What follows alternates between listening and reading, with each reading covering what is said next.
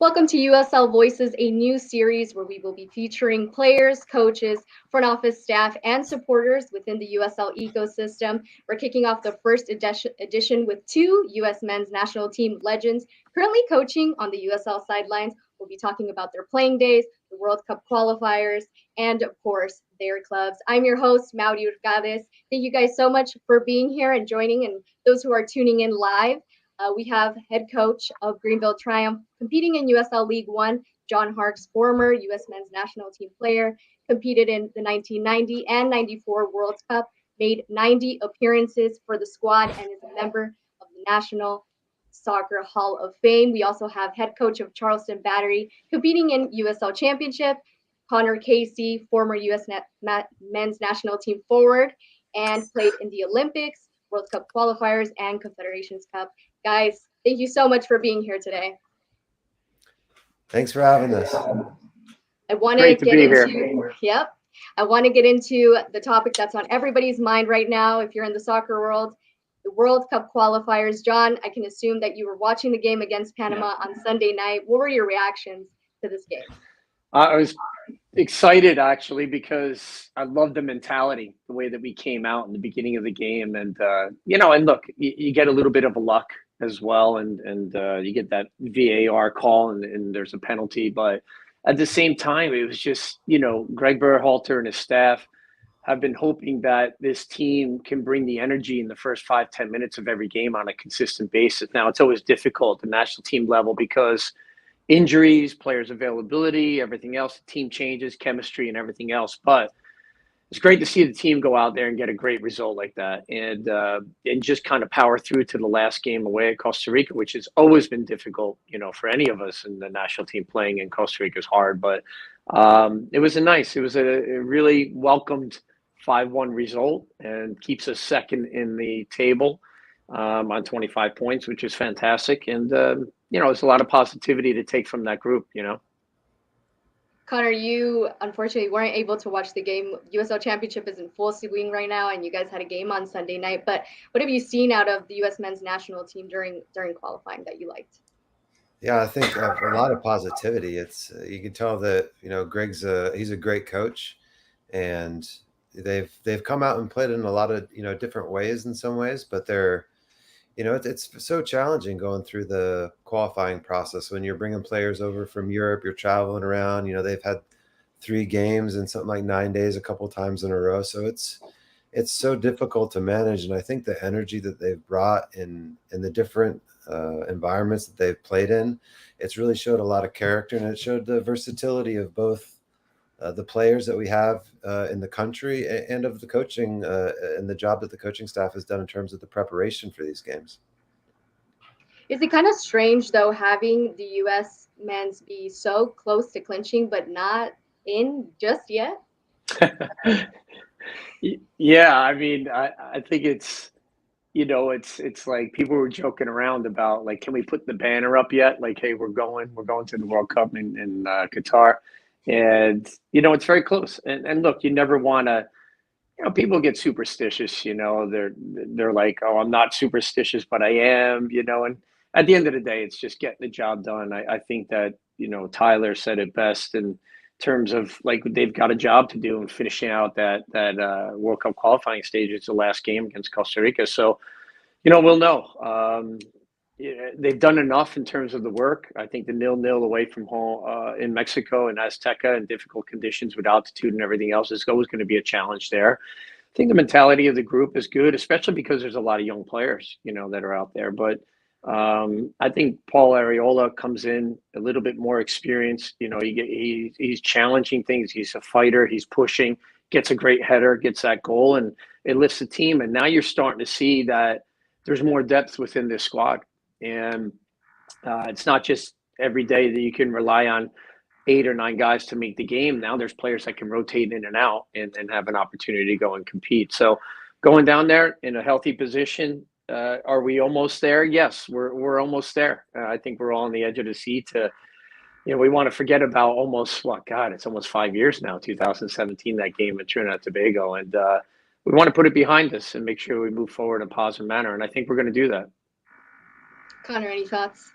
Yeah, I think it's when it comes down to the last game, I'm sure that the players are treating it like a final. I think there's certainly a lot of positivity within the group, but it's a big challenge too. Going to Costa Rica is a very difficult place to play.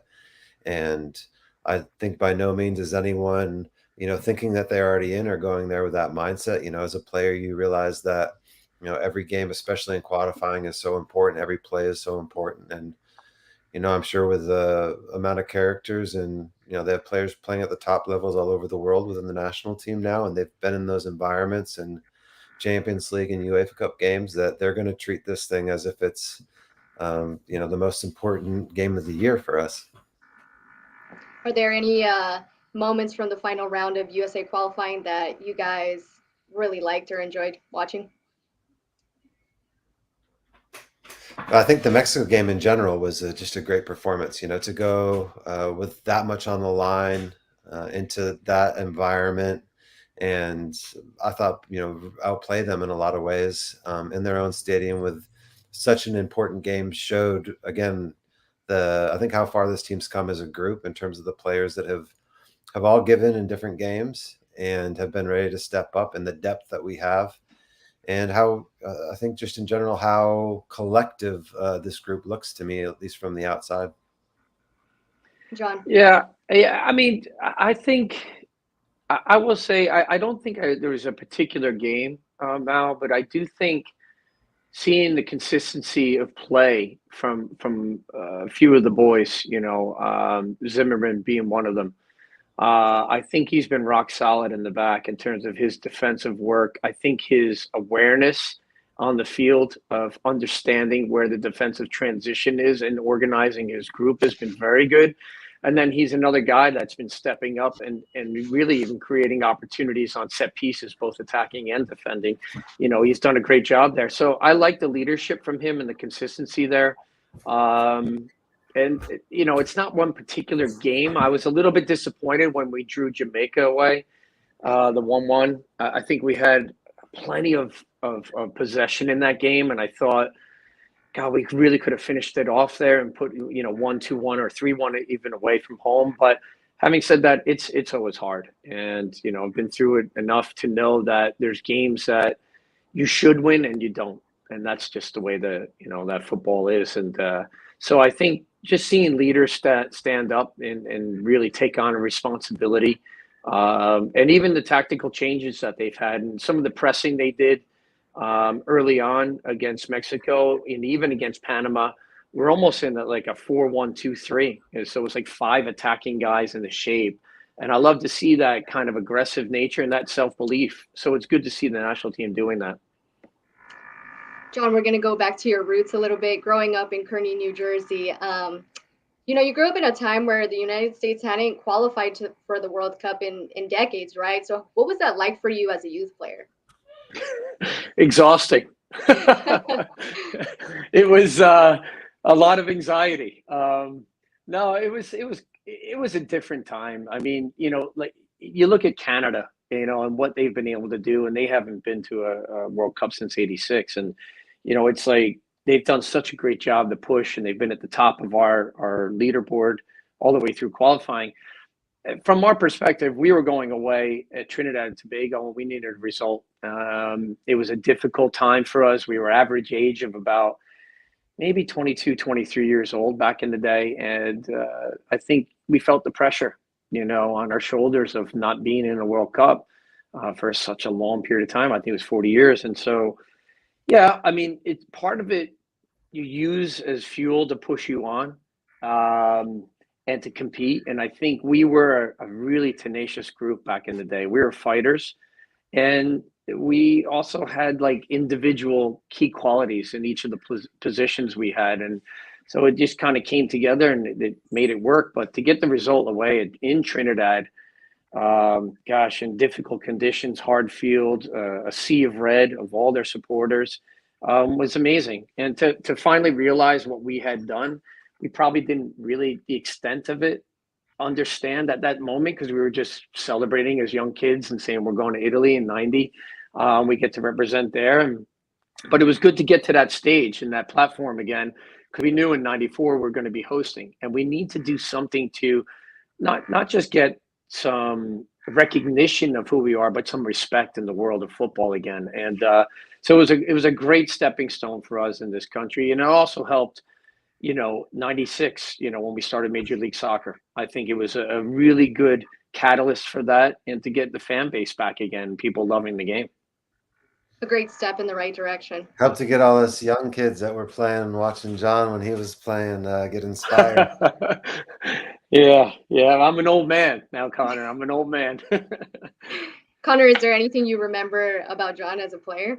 Did you grow up watching Oh him? yeah, I mean, I remember watching him and following him in the career that he had, both with the national team and abroad. And yeah, it's I mean, I can't, obviously I remember the days of DC and all that, but I'm certainly watched highlight reels and knew his name and remember seeing his jersey all over the place back when I was a kid. So him and that whole generation that he's talking about were, for my generation, and I think for Carlos Bocanegra's generation, Landon Donovan's generation, that was kind of our age group. Were guys that grew up and watching all of them when they were really putting the U.S. soccer on the map.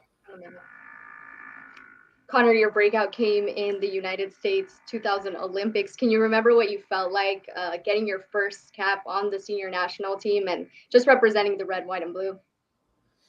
Yeah, the Olympics was an incredible experience. I was young. I was in college still. I was the only college player at the time, and playing with these guys. Brad Friedel was one of the older players, so he'd already been in the league a really long time and was playing in England, and Frankie Hayduk was already playing in Europe, and the rest of these guys were all pros. So, to go and did as well as we have, and really we just had a great group of people, a great coach with Clive Charles.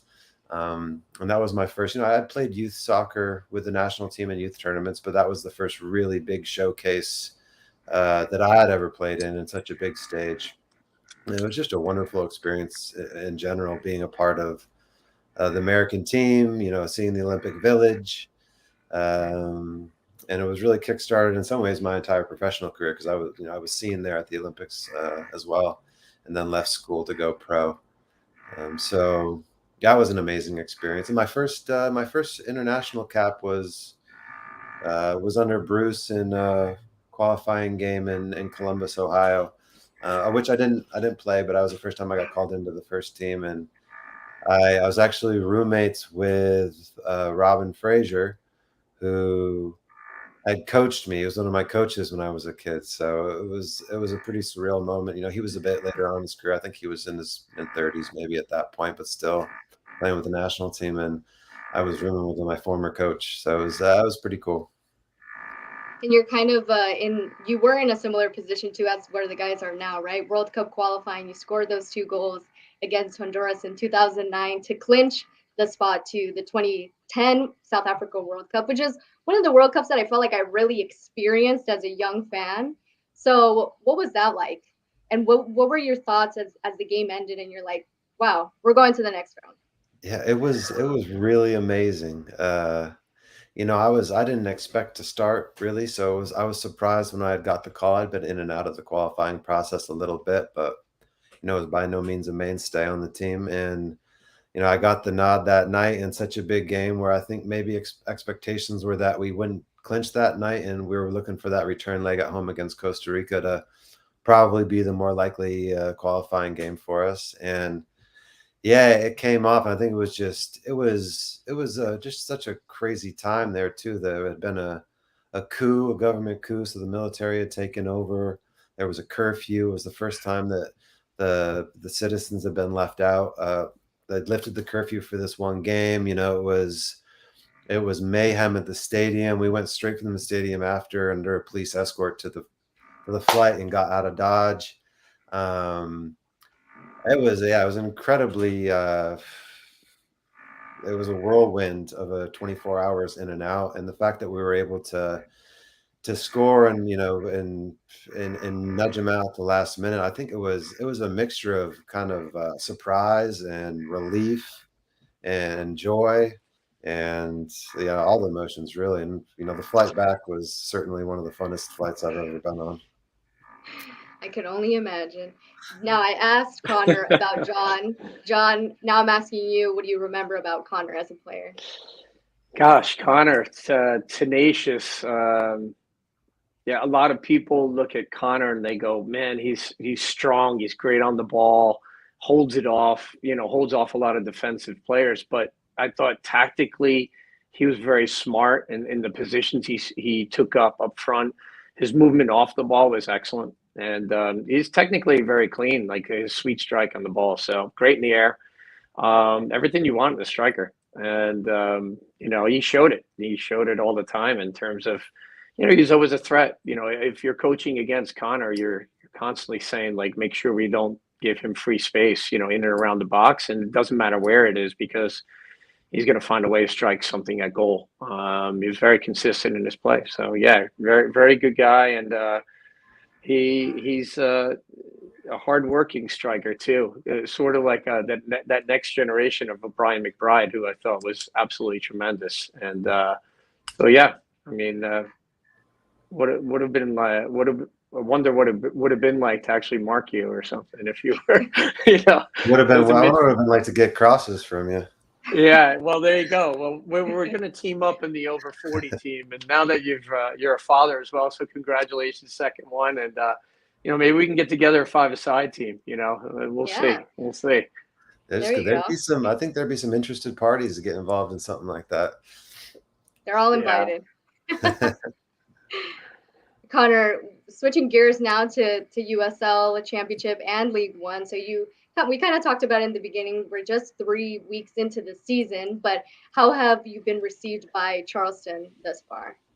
Yeah, wonderfully. It's a great place. It's a great city, and the fans. It's all new for me being in the South and on the East Coast. So it's been such a warm welcome in general from the club, from the city. And then from the players too. It's a really cool chance to be able to build something with a new group of people.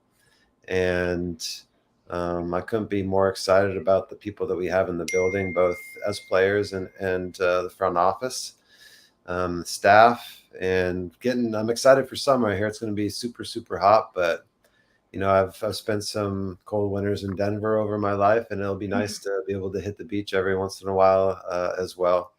But it's a really growing league. I think that USL is the way that the MLS is going right now, and it's becoming a bigger and bigger league than MLS, and that means that there's going to be a lot of big name players coming, and certainly the best of the best Americans will get their chance in that league. But the ones that maybe aren't playing in the national team on a regular basis, they're going to need a place to play at a high level in this country and to be able to showcase. And I really think it's going to become a very strong part of the American soccer landscape here going forward over the next 5 to 10 years. There's going to be both a lot of domestic players that will be coming through that we're going to be making names. You already see players getting sold to Europe from this league, but also as from foreign-based players too that are going to try and make that next step and find that pathway in, what is a very great country to live in.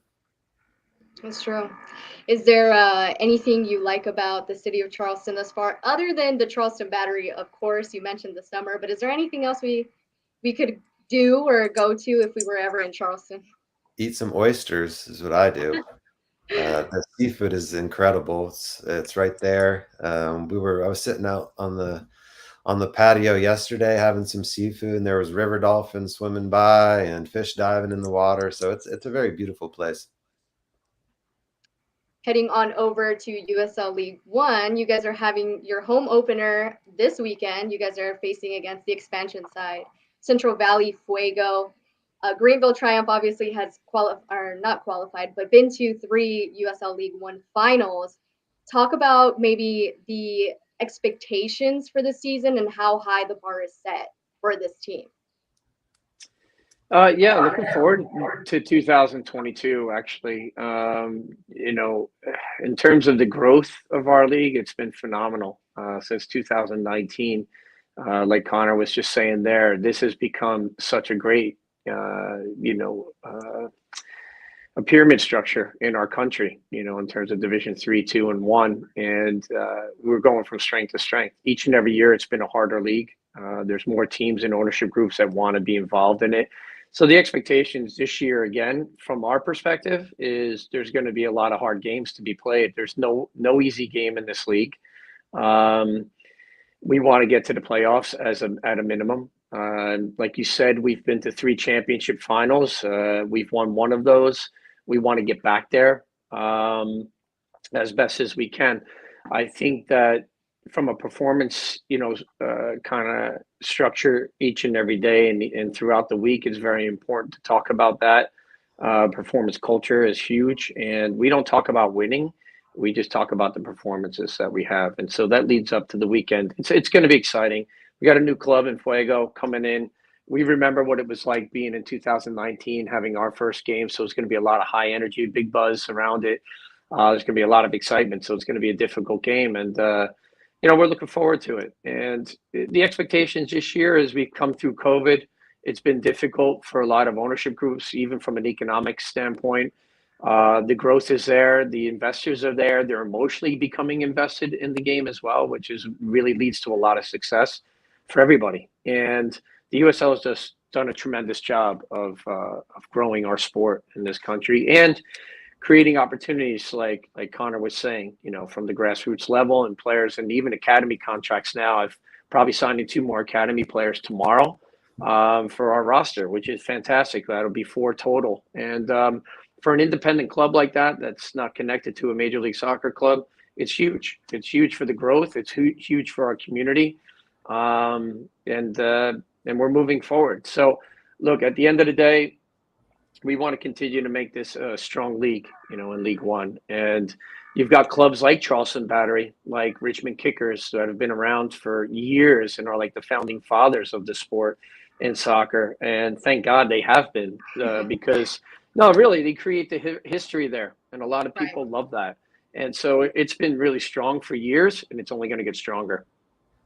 And going back to the national team and kind of what you both talked about, right? We have a lot of players on the current U.S. men's national team roster, 14, and then 22, I believe, from the qualifying cycle since September. What does that say about the caliber of this league, right? A lot of these guys you see coming from USL Championship, USL League One, and League Two, like your Ricardo Pepis and your Tyler Adams.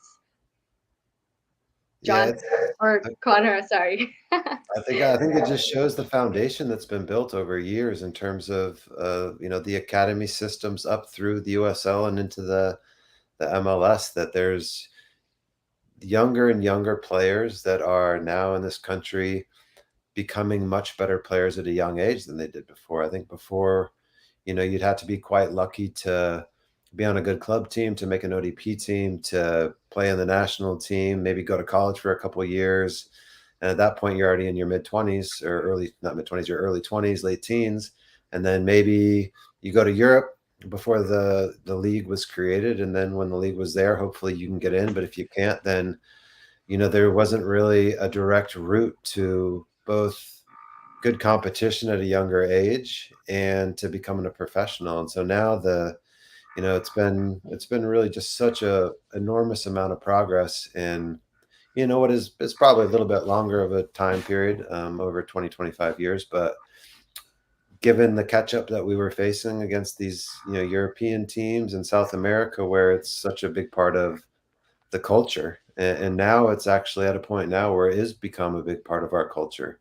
And I think it's just so cool that to be able to witness that. And I think as each generation probably doesn't appreciate as much what the one that's coming up does. These kids are so lucky to have all this structure around them, to be able to improve at such a fast rate.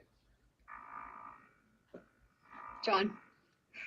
Yeah, I just think it's the platform for opportunity. We keep talking about the growth and everything, but these younger players are coming through, and now they have an option of, some of them want to continue on with their studies, have the academic side of it and go to universities. And some players in this country at 16, 17 are ready to step in the pro ranks. And we're seeing that now. And USL is providing those opportunities for these players to come through.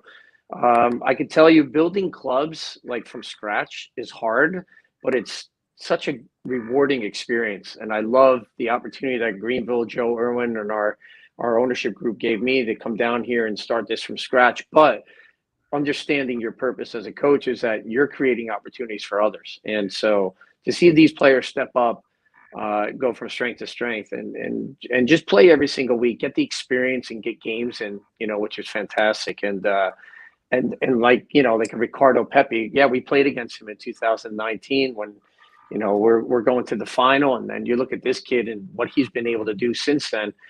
I mean, talk about the growth. There's only going to be more. There's going to be a lot more, going forward. And so, we've sold off players to the championship level from Greenville.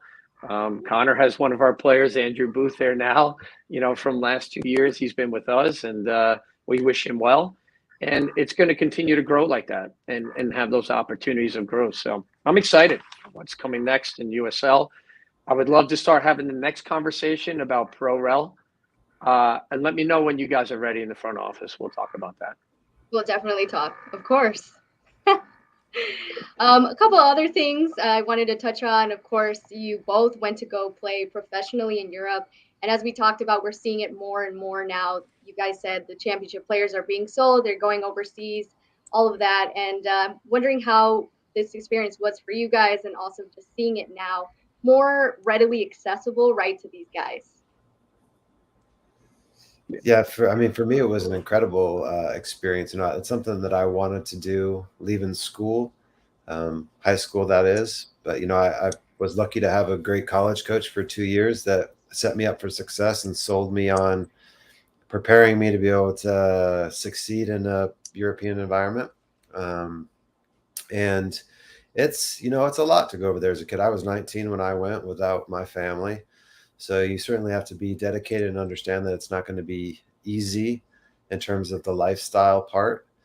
Just see so many of these kids now going over there, the Pulisic's, Adams, Sargent. I mean, I can name a bunch of them at such a young age. I think it's very brave, that the guys are ready to follow their dreams and take that big step, because you can certainly fail. But these guys have succeeded. They've stuck with it. They've been really successful. And, you go right into that kind of environment. It's an environment where it's very much, there's guys that are there in some aspects and they don't want you to have their job. And it's very different than I think coming into, at least in the early days, into maybe some of the environments we're here, where it was a little bit friendlier. MLS has certainly become a lot more competitive now in the USL as well, in terms of guys, wanting to have their starting positions, having it be a very, very competitive atmosphere. But to go at such a young age and to be able to improve and to be able to live someplace else and learn a new culture, I think just for personal growth, you've seen how much that's really helped our national team systems too, having guys that have been through those life experiences, those tough life experiences, and haven't necessarily just lived at home and played games, in stadiums, but actually had to go and learn a little bit about themselves as people as well. John, what was your experience like? Yeah, I was, fortunate to be within a great group of players, very competitive players that help push you on to become a better player as well, back in the day. And, we qualified for the '88 Olympics, which was fantastic in Seoul, Korea. And then from there, it was like through the qualifying stages, you're hoping that people are paying attention, but really until you get to that world stage in international football again, and we got over to Italy in 1990, that opened up a lot of doors, for a platform. And, I get a lot of times people talk to me about like, hey, what was it like being the first American in the Premier League? And I said it was exciting, but there was a lot of Americans playing overseas before that. It wasn't just in England. They were playing in Germany and in Portugal and Spain and Hungary. And so players were doing it, and our generation, really helped, kind of open doors, I think, and kind of make it realistic that an American player can actually make a living overseas. So it was the beginning stages of a lot, and a lot's changed. Like as Conor said, it's there's such a higher percentage of opportunity for Americans now to not only be looked at, but to seriously be considered for big transfers now and go overseas and play and compete. I think it was maybe before the coaching in the old school England or old school Spain or La Liga or maybe even in Serie A in Italy might have been like, well, what's the mentality like of an American player? We know they're skilled players, but what's the mentality like? And once you prove that, then they want to know what it's like to get the American player over there. So hopefully that continues to grow and there's more opportunities. My son's overseas right now in Scotland playing the Premiership with Dundee United. I think there's, just great platforms now for so many players. If they want that route to come through USL and then to go straight over there is such a great kind of growth period for them. And they can be seen. They can be exposed on ESPN Plus, which is fantastic. Exactly. It's the path to pro that we always talk about, right? And it looks like we're running out of time here, but my final question is, are you guys going to be watching the game against Costa Rica and the USA? Yes? Oh, yeah. Without a doubt. Oh, yeah. Without a doubt. Of course. Waiting for that clinch graphic to go out. What's your call? Maury, what's your call? I'm going 3-1 US. Love it. Is that a little too eager? That seems like that seems like a great score line. Okay. I think What do we got it's over a great shout. That's a great shout. Connor, what do you think, Connor? What do you got? I think it's a 2-1. Okay. For us. John, final answer? I'm thinking it's a 2-1. Okay. That's my final answer. We'll check back for sure. We'll check back. Yeah. But anyways, thank you guys so much. Thanks to everybody who is tuning in live. We wish you guys well and hopefully a great USL Championship and USL League One season. Thank you guys. Thank you. Thank you, guys. Thanks. Connor, good luck to you. Thank you, Mo. Thank you, John. Great to see you. Thanks, Maury. You too, guys.